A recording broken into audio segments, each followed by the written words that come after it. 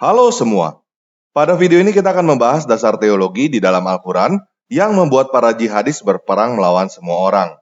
Berperang melawan orang Yahudi, Kristen, Buddha, Hindu, bahkan berperang melawan orang Islam sendiri. Kenapa hal ini penting?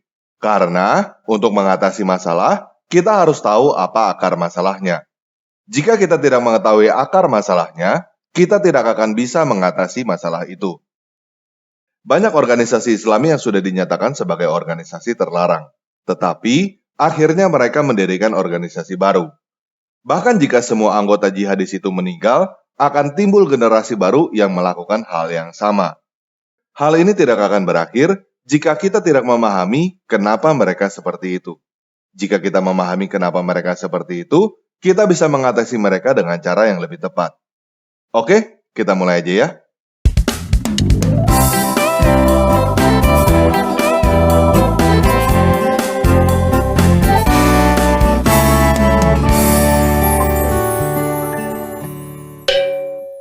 Nah, saya mau mulai dari Al-Quran surah 5 ayat 46.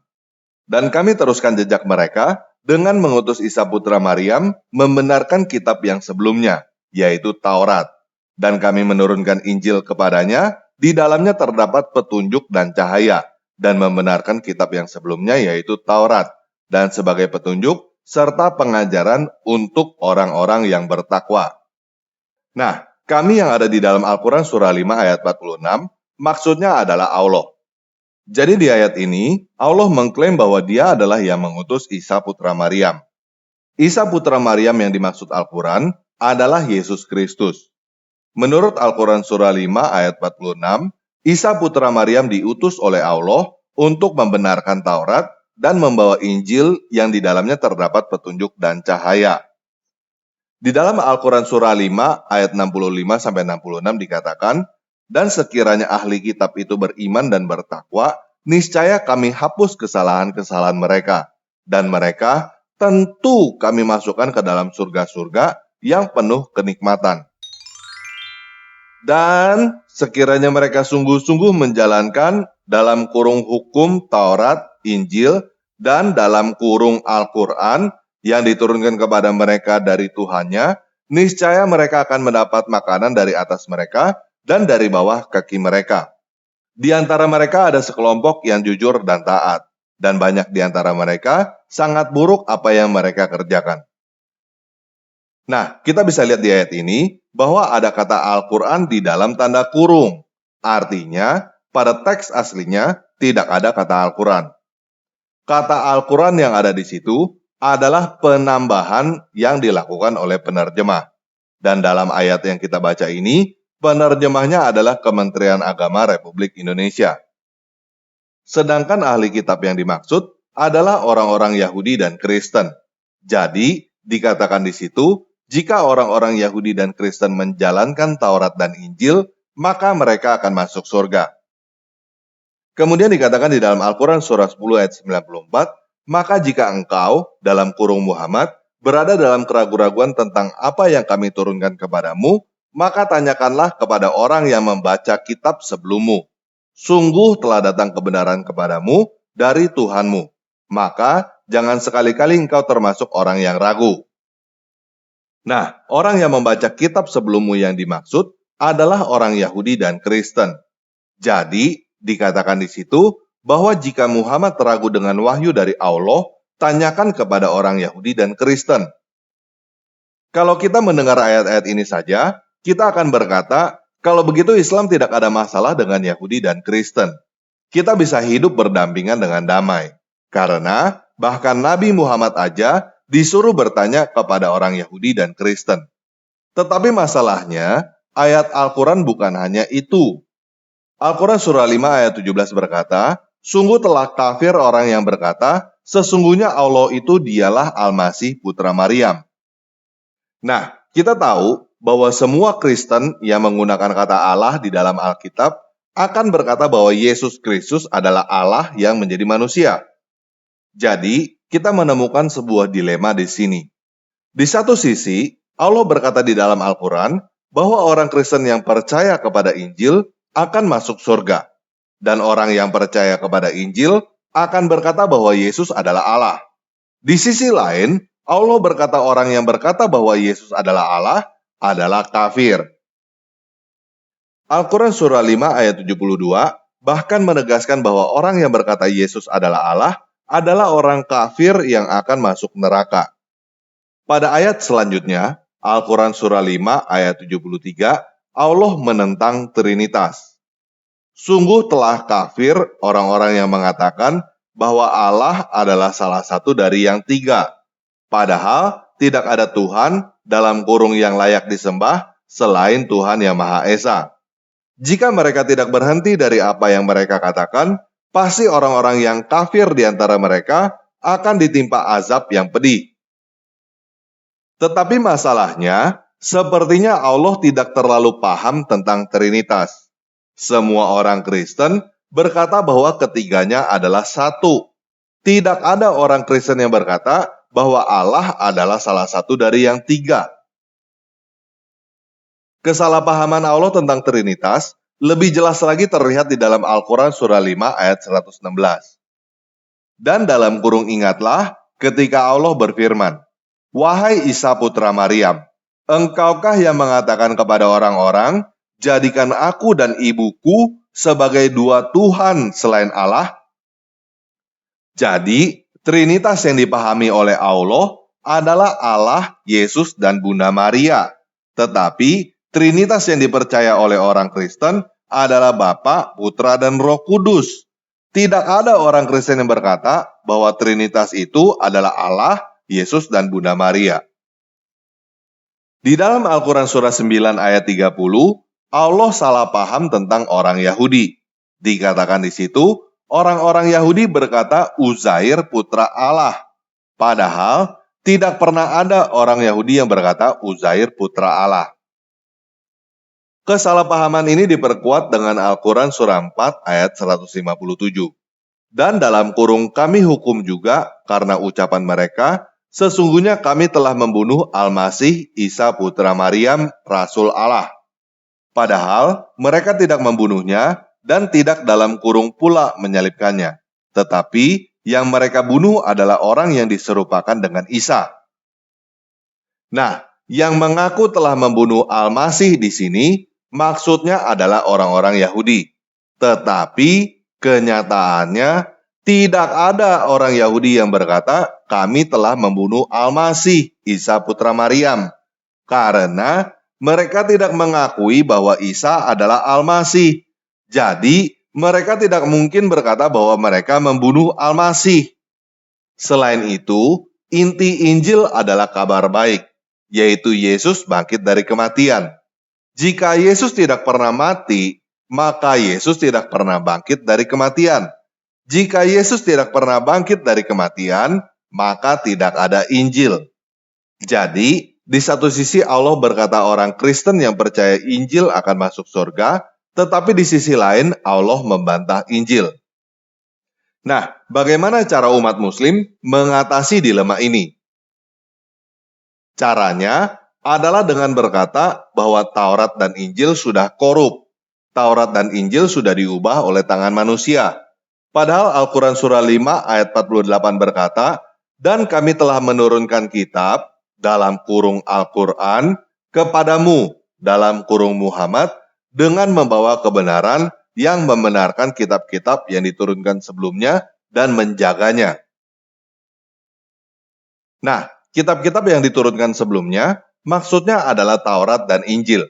Jadi, Al-Quran surah 5 ayat 48 berkata bahwa Al-Quran membenarkan Taurat dan Injil. Dan kenyataannya, pada zaman Muhammad, orang Yahudi dan Kristen tersebar di seluruh dunia. Tidak semua orang Yahudi dan Kristen di seluruh dunia akur. Selain itu, ada banyak aliran Kristen yang juga tidak akur. Tetapi, mereka semua mengacu kepada Taurat dan Injil yang sama. Tidak mungkin semua aliran Yahudi dan Kristen yang tidak akur itu mendadak kompakan untuk mengubah Taurat dan Injil. Ketika Muslim ditanya apa, siapa, kapan, di mana, dan bagaimana Taurat dan Injil diubah, mereka tidak bisa jawab. Tetapi mereka tetap harus berkata bahwa Taurat dan Injil sudah diubah karena mereka tidak punya jawaban lain untuk mengatasi dilema Al-Quran. Nah, kalau teman-teman bertanya, kenapa bisa jadi dilema seperti itu? Jadi begini, menurut tradisi Islam, pada awalnya Muhammad diakui nabi oleh seorang pendeta Kristen Nestorian yang bernama Warakah. Warakah adalah sepupu istri Muhammad yang bernama Khadijah. Hal seperti ini sebenarnya bukan sesuatu yang luar biasa di dalam kekristenan. Sampai saat ini, banyak pendeta Kristen yang ketika seseorang mendapatkan mimpi atau penglihatan akan langsung berkata, "Wah, kamu mendapatkan karunia kenabian." Namun sepertinya, hal ini adalah sesuatu yang luar biasa bagi Muhammad. Dia merasa nyaman dan senang dipuji mendapatkan karunia kenabian. Dia menjadi lebih termotivasi dan sering bertanya kepada Warakah. Itu sebabnya Muhammad merasa dia adalah nabi yang mendapatkan wahyu untuk membenarkan Taurat dan Injil. Setelah Warakah meninggal, Muhammad butuh perhatian atau pengakuan dari pendeta lain. Namun semua pendeta lain bukan siapa-siapanya Khadijah. Mereka tidak seperti Warakah. Mereka belak-belakan berkata jujur kepada Muhammad bahwa dia bukan nabi. Lalu Muhammad ke orang Yahudi. Namun orang Yahudi juga belak-belakan berkata jujur bahwa dia bukan nabi. Muhammad butuh perhatian dan pengakuan seperti oleh Warakah untuk membuat dia nyaman dan senang. Tetapi dia tidak menemukan satupun orang Yahudi atau orang Kristen yang mau. Itu sebabnya Muhammad merasa direndahkan dan benci kepada orang Yahudi dan Kristen. Dia terobsesi untuk diakui sebagai nabi lagi, dan dia merasa mendapatkan wahyu untuk menentang orang Yahudi dan Kristen. Hal ini bisa mulai kita lihat di dalam Al-Quran surah 5 ayat 14. Dan di antara orang-orang yang mengatakan, kami ini orang Nasrani, kami telah mengambil perjanjian mereka. Tetapi mereka dalam kurung sengaja melupakan sebagian pesan yang telah diperingatkan kepada mereka. Maka kami timbulkan permusuhan dan kebencian di antara mereka hingga akhir kiamat. Dan kelak Allah akan memberitakan kepada mereka apa yang telah mereka kerjakan. Nah, di Kristen, kita diajarkan bahwa pembalasan adalah hak Tuhan. Kita diajarkan untuk membalas kejahatan dengan kebaikan. Kasihilah musuhmu dan berdoalah bagi mereka yang menganiaya kamu. Tetapi yang seperti ini tidak diajarkan di dalam Al-Quran. Al-Quran surah 9 ayat 14 berkata, perangilah mereka. Niscaya Allah akan menyiksa mereka dengan dalam kurung perantara tanganmu. Dan dia akan menghina mereka dan menolongmu dalam kurung dengan kemenangan atas mereka. Jadi, Al-Quran mengajarkan bahwa Allah berkeinginan menghukum manusia di dunia dengan cara menyiksa mereka melalui tangan orang Islam. Khususnya, menyiksa orang-orang yang tidak mengakui Muhammad sebagai nabi. Bagi mereka, ini adalah perintah Allah. Ini adalah kewajiban agama. Al-Quran surah 9 ayat 29 berkata, perangilah orang-orang yang tidak beriman kepada Allah dan hari kemudian. Mereka yang tidak mengharamkan apa yang diharamkan Allah dan Rasul-Nya. Dan mereka yang tidak beragama dengan agama yang benar. Dalam kurung agama Allah. Dalam kurung yaitu orang-orang yang telah diberikan kitab. Hingga mereka membayar jizyah dalam kurung pajak dengan patuh sedang mereka dalam keadaan tunduk.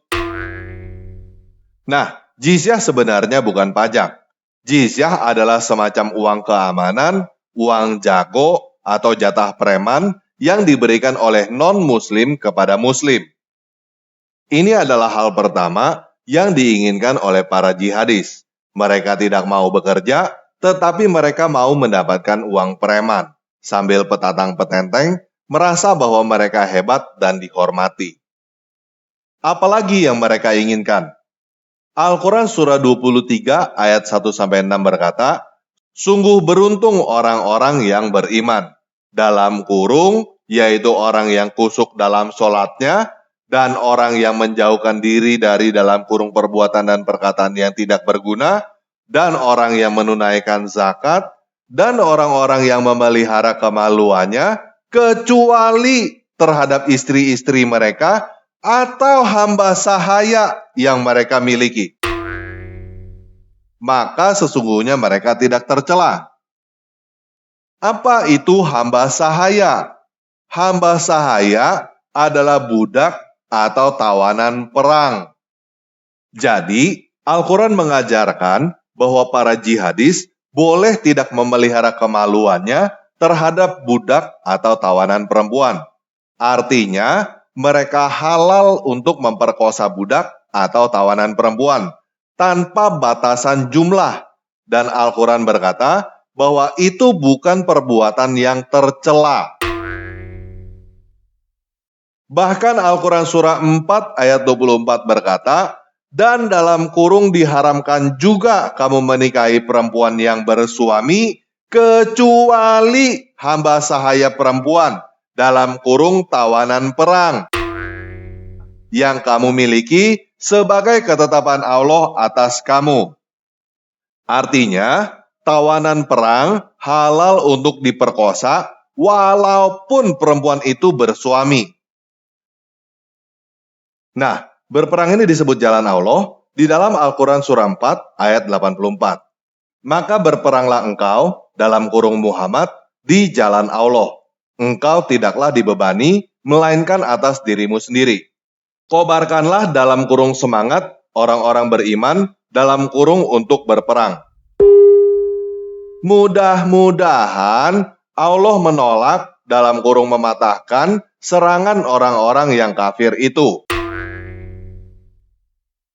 Allah sangat besar kekuatan dalam kurungnya dan sangat keras siksaan dalam kurungnya. Sebenarnya kalau diperhatikan, aneh juga ya. Katanya Al-Quran adalah perkataan Allah. Di ayat ini, Allah menyuruh Muhammad berperang di jalan Allah. Tetapi Allah juga berkata, mudah-mudahan Allah mematahkan serangan orang kafir. Kok mudah-mudahan sih? Sebenarnya kalau orang pakai sedikit logika aja, pasti bertanya-tanya, masa sih wahyu dari Tuhan seperti ini? Dan orang yang punya akal sehat pasti langsung sadar bahwa Al-Quran tidak mungkin wahyu dari Tuhan. Nah, jadi orang-orang yang percaya buta bahwa Al-Quran adalah wahyu dari Allah dan percaya bahwa Allah menyuruh mereka berperang di jalan Allah, berpikir bahwa dengan berperang di jalan Allah, mereka bisa dapat duit tanpa bekerja dan bisa dapat perempuan. Tetapi bagaimana kalau kalah dan mati? Al-Quran surah 4 ayat 74 berkata, karena itu hendaklah orang-orang yang menjual kehidupan dunia untuk dalam kurung kehidupan akhirat berperang di jalan Allah. Dan barang siapa berperang di jalan Allah, lalu gugur atau memperoleh kemenangan, maka kami berikan pahala yang besar kepadanya. Jadi, apa yang ada di benak para jihadis itu adalah mereka akan mendapatkan uang yang disebut jizyah dan akan mendapatkan perempuan yang disebut hamba sahaya kalau menang. Kalau kalah dan mati, mereka akan mendapatkan pahala dari Allah. Bagi mereka, ini adalah perintah Allah, kewajiban agama. Bagi mereka, Allah mau menggunakan tangan mereka untuk menghukum orang lain. Nah, bagaimana dengan muslim lain yang tidak ikutan dengan para jihadis? Tidak semua yang beragama Islam adalah jihadis kan? Tidak semua yang beragama Islam setuju dengan perang, jatah preman, dan perbudakan kan? Kenapa mereka diperangin dan dibunuh juga oleh para jihadis itu? Karena Al-Quran surah 4 ayat 77 berkata, tidakkah engkau memperhatikan orang-orang yang dikatakan kepada mereka, tahanlah tanganmu dalam kurung dari berperang. Laksanakanlah sholat dan tunaikanlah zakat. Ketika mereka diwajibkan berperang, tiba-tiba sebagian mereka dalam kurung golongan munafik takut kepada manusia, dalam kurung musuh, seperti takutnya kepada Allah, bahkan lebih takut dalam kurung dari itu. Jadi, menurut Al-Quran, orang yang KTP-nya Islam melaksanakan sholat, menunaikan zakat, tetapi tidak mau berperang, disebut golongan munafik yang takut kepada manusia. Hal ini ditegaskan di dalam Al-Quran, surah 9 ayat 56. Dan mereka, dalam kurung orang-orang munafik, bersumpah dengan dalam kurung nama Allah, bahwa sesungguhnya mereka termasuk golonganmu. Namun mereka bukanlah dari golonganmu, tetapi mereka orang-orang yang sangat takut dalam kurung kepadamu. Jadi, orang Islam yang melaksanakan sholat, menunaikan zakat, tetapi tidak mau berperang, disebut orang munafik oleh Allah di dalam Al-Quran. Dan walaupun orang-orang ini berkata kepada para jihadis bahwa mereka adalah sesama Islam, para jihadis tidak akan peduli, karena Al-Quran sudah berkata bahwa mereka bukan golonganmu. Nah, apa yang harus dilakukan terhadap orang-orang munafik ini menurut Al-Quran? Al-Quran surah 9 ayat 73. Wahai Nabi, berjihadlah dalam kurung melawan orang-orang kafir dan orang-orang munafik. Dan bersikap keraslah terhadap mereka. Tempat mereka adalah neraka jahanam, dan itulah seburuk-buruk tempat kembali. Perkataan ini diulangi lagi di dalam Al-Quran surah 66 ayat 9. Wahai Nabi, perangilah orang-orang kafir dan orang-orang munafik, dan bersikap keraslah terhadap mereka. Tempat mereka adalah neraka jahanam, dan itulah seburuk-buruk tempat kembali. Nah, jadi sekarang kita udah paham ya, kenapa para jihadis itu membunuh semua orang, termasuk membunuh sesama Islam juga. Karena hal itu sudah diperintahkan di dalam Al-Quran. Kalau menurut kamu, apa yang saya jelaskan bukan ajaran Islam, itu terserah kamu. Tetapi, kenyataannya, ayat-ayat itu tertera di dalam Al-Quran. Dan ayat-ayat itulah yang dipakai oleh para jihadis. Kalau kamu beragama Islam, dan kamu tidak setuju dengan saya, itu terserah kamu. Tetapi ingatlah, bahwa kamu bukan terancam dibunuh oleh saya. Kamu terancam dibunuh oleh orang-orang yang percaya buta kepada Al-Quran seperti kamu. Kalau kamu mau menghentikan para jihadis melaksanakan aksinya berdasarkan Al-Quran, mulailah dari kamu sendiri, berhenti percaya bahwa Al-Quran adalah wahyu dari Allah. Karena jika kamu sendiri tidak mau berhenti percaya bahwa Al-Quran adalah wahyu dari Allah, bagaimana kamu bisa berkata kepada para jihadis itu bahwa apa yang mereka percaya bukan wahyu dari Allah? Nah, kamu percaya bahwa Tuhan Maha Tahu kan? Coba baca Al-Quran surah 9 ayat 16. Kok di situ Allah ngaku belum tahu? Tuhan macam apa yang ngaku bahwa dia belum tahu siapa di antara kamu yang setia sebelum kamu jihad? Coba kamu pikir baik-baik. Tuhan macam apa yang hendak menguji manusia dengan cara bunuh-bunuhan? Al-Quran surah 47 ayat 4. Maka apabila kamu bertemu dengan orang-orang yang kafir dalam kurung di medan perang, maka pukullah batang leher mereka. Kata yang ada di dalam terjemahan lain selain terjemahan Kementerian Agama Republik Indonesia adalah pancunglah batang leher mereka. Selanjutnya, apabila kamu telah mengalahkan mereka, tawanlah mereka. Dan setelah itu, kamu boleh membebaskan mereka atau menerima tebusan sampai perang selesai. Demikianlah, dan sekiranya Allah menghendaki, niscaya Dia membinasakan mereka. Tetapi Dia hendak menguji kamu satu sama lain. Menurut saya, kata-kata seperti ini lebih masuk akal jika dilontarkan oleh ketua bandit yang menyalahgunakan nama Tuhan. Nah, saya mau menutup video ini dengan 3 ayat. Amsal 16 ayat 25. Ada jalan yang disangka lurus, tetapi ujungnya menuju maut. Para jihadis itu berpikir bahwa jalan Allah adalah jalan yang lurus, tetapi mereka tidak mempertanyakan lurus menuju kemana. Al-Quran surah 19 ayat 71 berkata, dan tidak seorang pun di antara kamu dalam kurung yang beragama Islam yang tidak mendatanginya, dalam kurung neraka. Hal itu bagi Tuhanmu adalah suatu ketentuan yang sudah ditetapkan. Jadi, buat teman-teman yang Muslim, kamu tidak bisa memilih untuk terlahir di dalam keluarga Islam. Tetapi, kamu bisa memilih untuk keluar dari agama Islam dan negara kita menjamin hal itu. Kalau kamu tetap di dalam Islam, kamu dipastikan selamat datang ke neraka menurut Al-Quran surah 19 ayat 71. Karena tidak ada agama lain yang dipastikan ke neraka oleh Tuhannya sendiri kecuali Islam. Nah, buat teman-teman yang Kristen, yuk kita baca Yohanes 16 ayat 2. Kamu akan dikucilkan, bahkan akan datang saatnya bahwa setiap orang yang membunuh kamu akan menyangka bahwa dia berbuat bakti bagi Allah. Jadi, hal ini tidak bisa kita hindari. Hal ini sudah diperingati oleh Yesus sendiri.